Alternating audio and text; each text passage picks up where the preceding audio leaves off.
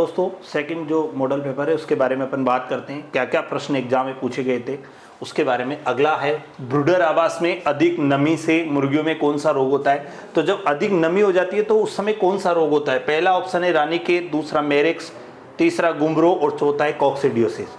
तो जब नमी का केस सबसे ज़्यादा देखा कहाँ जाता है तो लिटर होता है। एक लिटर मुर्गी आवास को जब पालते हैं, मुर्गियों को जब पाला जाता है तब दो प्रकार की, देखो एक पिंजरा सिस्टम आता है, एक आता है डीप लिटर जो सिस्टम आता है। तो जो लिटर वाला जो सिस्टम आता है तो उसके अंदर एक बड़ा सा होल होता है, उसके अंदर लकड़ी का बुरादा, कुट्टी, ऐसे दाना ऐसे बिछा दिया जाता है और मुर्गियों को उसके अंदर छोड़ दिया जाता है। मुर्गियाँ उनमें से दाना चुगती रहती है और दस्त से, मूत्र से वो कुछ समय में अंदर वो खाद बन जाती है, जो लगभग 3 माह के अंदर वो खाद का भी रूप ले लेती है। तो उसके अंदर नमी जब रह जाती है तो नमी के कारण एक बीमारी होती है खूनी पेचिस, इमेरिया टेनिला, इमेरिया फ्यूरियस नामक प्रोटोजोआ के द्वारा एक बीमारी होती है कॉक्सिडियोसिस, जिसको खूनी पेचिस के नाम से जाना जाता है। तो इसका आंसर आ जाएगा खूनी पेचिस यानी कॉक्सिडियोसिस आ जाएगा।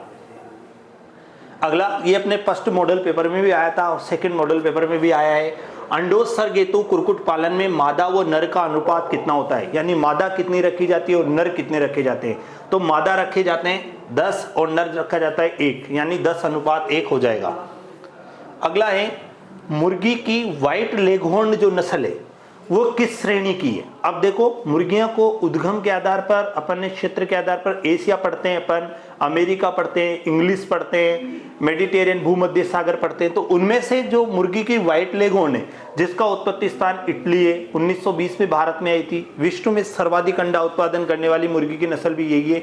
तो वो पूछ रहा है आपसे कि व्हाइट लेगहॉर्न मुर्गी किस श्रेणी की है, अमेरिकन की है, इंग्लिश की है, एशियाटिक की है, मेडिटेरियन की है। तो ये मेडिटेरियन वर्ग की है, यानी भूमध्य सागर वर्ग की सबसे सर्वश्रेष्ठ नस्ल है।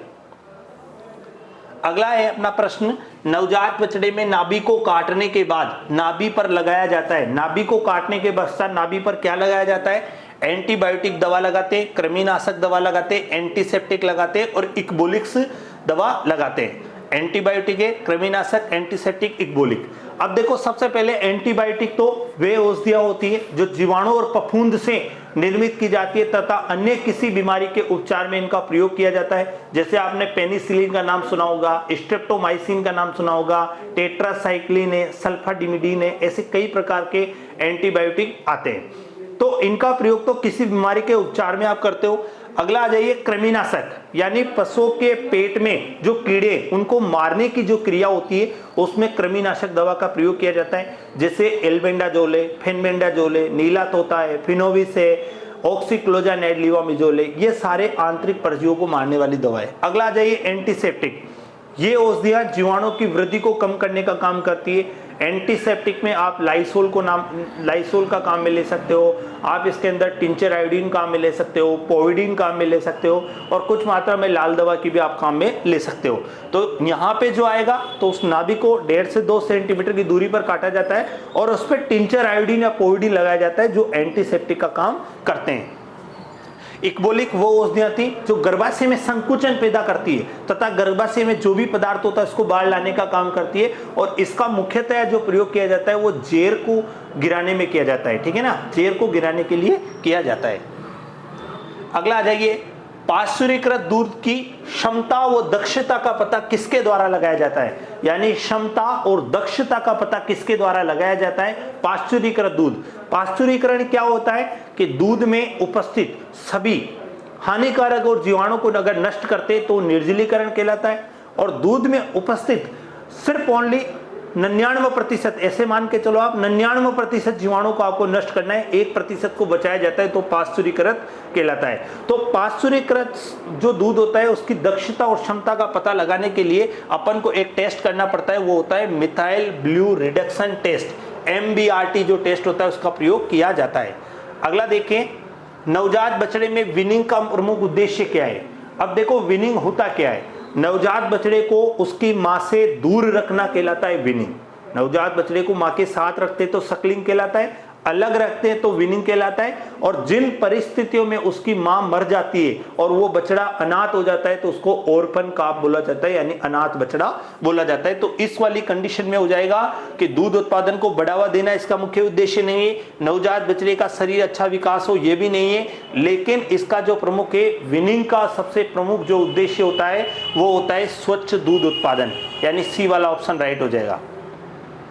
दही का दही तनाव होता है दूध से अधिक या दूध से कम, तो दही का दही तनाव जो होता है वो दूध से कम होता है, याद रखना दही का जो दही तनाव होता है वो दूध से कम होता है। उसके बाद अगला देखिए,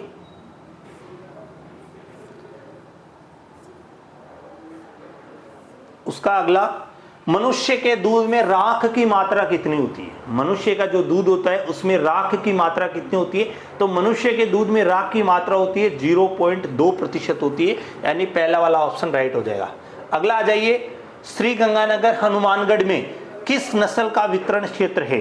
तो देखो राठी जो गाय होती है उसका उत्पत्ति स्थान तो राठ क्षेत्र अलवर होता है, जो राजस्थान में अलवर भरतपुर में, अलवर के जो सीमावर्ती क्षेत्रों में राजस्थान में वितरण था, जो मुख्यतः अगर पाली जाती है तो ये श्री गंगानगर हनुमानगढ़ में पाई जाती है। श्री गंगानगर जो हनुमानगढ़ है वो आप देखो पंजाब का सीमावर्ती क्षेत्र है और ये उत्तर राजस्थान में आती है, तो यहाँ पे राठी आ जाएगा श्री गंगानगर हनुमानगढ़। श्री गंगानगर हनुमानगढ़ में भेड़ की नाली नस्ल भी पाई जाती है, क्योंकि नाली नस्ल का भेड़ का जो उत्पत्ति स्थान है वो पंजाब है, पंजाब का जो सीमावर्ती क्षेत्र है वो नाली भेड़ का उत्पत्ति स्थान है, तो ये श्री गंगानगर हनुमानगढ़ में नाली भेड़ भी पाली जाती है। उसके बाद आ जाइए, किस नस्ल में किस रोग में तिल्ली के आकार बढ़ जाता है, यानी तिल्ली बुखार के नाम से जानते हैं, स्प्लीनिक फीवर होता है। अगर तिल्ली में बुखार आएगा यानी स्प्लीनिक फीवर जो होगा तो नॉर्मल क्या होगा, तिल्ली का आकार बढ़ेगा, और तिल्ली का आकार किस बीमारी में बढ़ता है तो एंथ्रेक्स में बढ़ता है। ये भी आपको याद है, एंथ्रेक्स मुख्यतः भेड़ों में होता है, एक जीवाणु जनित बीमारी है जो बेसिलस एंथ्रेसिस नामक रोग के कारण होती है। इस रोग में पशु का पोस्टमार्टम नहीं किया जाता है, ये भी आपको याद रखना है, तो इसके अंदर एंथ्रेक्स आंसर आ जाएगा। अगला, पशु के द्वारा मद के पूर्णतः लक्षण प्रकट नहीं करना क्या कहलाता है? अगर मादा पशु मद के लक्षण प्रकट नहीं कर रहा तो पूर्णतया नहीं कर रहा यानी पूरे लक्षण प्रकट नहीं कर पा रहा, तो इस वाली कंडीशन को अपन कहेंगे साइलेंट हीट। अगर मादा पशु मद में ही नहीं आ रहा तो उसको बोलेंगे एनिस्ट्रस। अगर मादा पशु मद में अधिक आ रहा है तो उसको बोलेंगे निम्फोमेनिया, और अगर सामान्य सभी हार्मोन बराबर मात्रा में स्रावित हो रहे हैं तो वो मदकाल कहलाता है। तो इसके अंदर पशु का प्रकट पूर्ण रूप से नहीं है ना, साइलेंट हीट। साइलेंट हीट मुख्यतया भैंसों में पाई जाती है। सुअर को मोटा करने के लिए कितना दाना प्रतिदिन देना चाहिए? सुअर को मोटा कर रहे हैं, देखो अगर भेड़ को मोटा करते हैं तो लगभग 250 ग्राम दाना उसको अतिरिक्त दिया जाता है। बकरे को मोटा करते हो तो 300 से 350 ग्राम दाना प्रतिदिन दिया जाता है। और अगर अपन सुअर को मोटा करते हैं तो देखो सुअर को मांस के लिए अगर नॉर्मल किसी के लिए भी आप मोटा करो तो उसके लिए 3 से 3.5 किलो दाना दिया जाता है, तो यानी 3 से 3.5 किलोग्राम आ जाएगा। अगला, तूड़ी भूसे में किसकी मात्रा ज्यादा होती है? भूसा जो होता है उसमें किसकी मात्रा ज्यादा होती है? क्रूड प्रोटीन की, क्रूड फाइबर की, कुल सुपाच्य पदार्थ की, कैल्शियम और फास्फोरस की।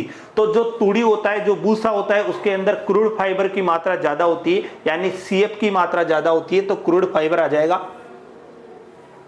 सूखे चारे की गुणवत्ता सुधारी जा सकती है, तो सूखा जो चारा होता है उसकी गुणवत्ता किसके द्वारा सुधारी जाती है? तो जो सूखा चारा होता है उसको यूरिया उपचार करके भी चारे की गुणवत्ता सुधारी जाती है। तो अब आप देखो एक चीज अगर अपन देखते हैं तो साधारण नमक उपचार है, लाल दवा के उपचार है, डाई अमोनियम फॉस्फेट के उपचार से और यूरिया उपचार से, तो यूरिया उपचार उसके अंदर फाइनल हो जाएगा। यूरिया का जब अपन चारे के अंदर 1% का छिड़काव करते हैं, अगर अपन बात करते हैं भूसे के बारे में, शुष्क पदार्थ के बारे में बात आई तो उसके बारे में भारतीय जो गाय भैंस होती है उनको सबसे ज्यादा सूखे चारे के रूप में गेहूं का भूसा खिलाया जाता है। अब गेहूं के भूसे में डीसीपी और टीडीएन की बात करते हैं तो डीसीपी 0% होता है और टीडीएन 30 से 40% होता है। अब डीसीपी को यानी डाइजेस्टेबल क्रूड प्रोटीन को बढ़ाने के लिए यूरिया से उपचार किया जाता है। अब यूरिया कोई फीड सप्लीमेंट नहीं है, यूरिया सिर्फ एक प्रोटीन का अच्छा स्रोत है। यूरिया जैसे शरीर में जाएगा, शरीर में ये घुलेगा अमोनिया के रूप में, और उस जो अमोनिया है उस अमोनिया को अंदर पाए जाने वाले यानी रूमन में पाए जाने वाले जो सूक्ष्म जीवी है वो भोजन के रूप में उसको क्या करते हैं, ग्रहण करते हैं, और वो सूक्ष्म जीवों का अच्छा भोजन माना जाता है। तो अब अगर नॉर्मल यहाँ अगर सबसे बाहर अगर आके बात करते हैं तो डीसीबी यानी सूखे चारे के अंदर डीसीपी बढ़ाने के लिए उसे यूरिया से उपचारित करते हैं। जैसे ही आप सूखे चारे को यूरिया से उपचारित करोगे तो डीसीपी की मात्रा तो बढ़ जाएगी, डाइजेस्टेबल क्रूड प्रोटीन की मात्रा तो 4 से 5% हो जाएगी और टीडीएन की मात्रा 30 से 40 से बढ़कर वो 50 से 60% हो जाएगी। तो ये याद रखना है कि सूखे चारे की जो गुणवत्ता सुधारी जाती है या चारे की शुद्धता में अगर प्रयोग कर रहे हैं तो इनके लिए दो चीजें, चारे की शुद्धता में प्रयोग करोगे तो नीला तोता का प्रयोग भी किया जाता है 2%। अगला, चारे को उपचारित कर रहे हो तो आप यूरिया का 1% गोल, चारे की गुणवत्ता बढ़ा रहे हो तो यूरिया, क्योंकि यूरिया से चारे की गुणवत्ता बढ़ेगी क्योंकि इससे वो क्रूड प्रोटीन की मात्रा भी बढ़ रही है और भोजन का उस चारे का पाचन भी अच्छा होगा, इसलिए भी इसका प्रयोग करते हैं। अगला आ जाइए, सिपिंग फीवर किस रोग का उपनाम है? सिपिंग फीवर उपनाम है एचएस का, हेमोरेजिक सेप्टिसीमिया गलगोटू का उपनाम, इसको गुर का रोग भी कहा जाता है, गोटुआ भी कहा जाता है, आदि नामों से इसको जाना जाता है। तो इसका आंसर आ जाएगा एचएफ, हेमोरेजिक सेप्टिसीमिया गलगोटू। इस रोग में पशु गर गर की आवाज करता है। ये रोग मुख्यतया 2 वर्ष से मतलब 6 माह से लेकर 2 वर्ष के बछड़ा बछड़ियों में सर्वाधिक देखा गया है। ये रोग वर्षा ऋतु में सबसे ज्यादा फैलता है। पशु के आहार का मुख्य भाग क्या है? वसा, प्रोटीन, कार्बोहाइड्रेट्स और विटामिन। तो पशु के जो आहार का जो मुख्य भाग है वो कार्बोहाइड्रेट्स है, ये याद रखना है, कार्बोहाइड्रेट्स मुख्य भाग है। संभोग के कितने दिनों के बाद गर्भधारण का पता लगाना चाहिए? तो यानी कि संभोग के कितने दिनों के बाद गर्भधारण की जांच करवानी चाहिए? 30 दिन ऑप्शन में, 90 दिन है, 120 दिन है, 60 दिन है। तो देखो 2 माह यानी 60 दिन पर आपको जांच करानी चाहिए। कृत्रिम गर्भाधान मान लो आपने किया तो कृत्रिम गर्भाधान कर रहे हो या नॉर्मली आपने प्राकृतिक विधि से संभोग कराया तो लगभग जैसे आज संभोग कराया उसके 60 दिन के अंदर आपको जांच करवानी है। जैसे 60 दिन आ जाएंगे, 2 माह पूरे हो जाएंगे, तब आपको जांच करानी है आपका पशु गर्भवती है नहीं है। देखो क्या होता है कि इसको जांच करने के सबसे एक ही मेथड गाय विश्व में सबसे सर्वोत्तम माना गया है, गुदा वाहक के द्वारा।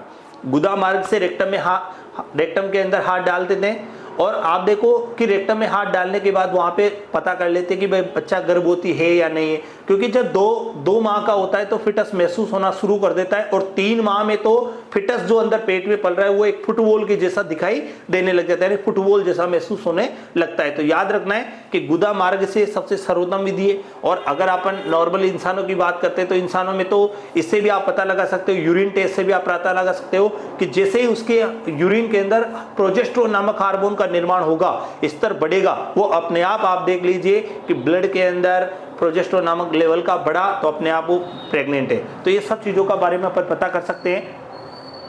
अगला आ जाइए 18वां, कुछ बड़े बड़े विदेशों के अंदर बड़ी बड़ी टेक्नोलॉजी में तो कुत्तों की इनकी जब सोनोग्राफी की जाती है तो उससे पता लगाया जा सकता है भाई प्रेग्नेंट है या नहीं है।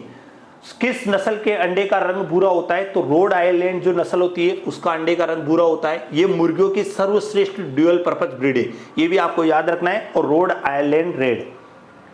मुर्गी के शरीर में सबसे बड़ी मांस ग्रंथि कौन सी है? तो क्लोएका, तिल्ली, यकृत और अग्नाशय। तो मुर्गी के शरीर की सबसे बड़ी जो मांस ग्रंथि है वो यकृत है, यकृत उसकी सबसे बड़ी मांस ग्रंथि है। साहिवाल गाय का उद्गम स्थान बताइए? तो काठियावाड़ गुजरात है, कोसी मथुरा है, मोंटगोमरी पाकिस्तान है और कच्छ गुजरात है। तो साहिवाल जो गाय है और नीली रावी जो भैंस है दोनों का उत्पत्ति स्थान एक ही है, मोंटगोमरी पाकिस्तान दोनों का उत्पत्ति स्थान है। तो याद रखना है साहिवाल गाय का उद्गम स्थान कौन सा है? तो मोंटगोमरी पाकिस्तान हो जाएगा। तो देखो ये अपना पहला जो दूसरा मॉडल पेपर, पहला मॉडल पेपर में अपने अलग प्रश्न सोल्व किए और दूसरे मॉडल पेपर में अलग सोल्व किए।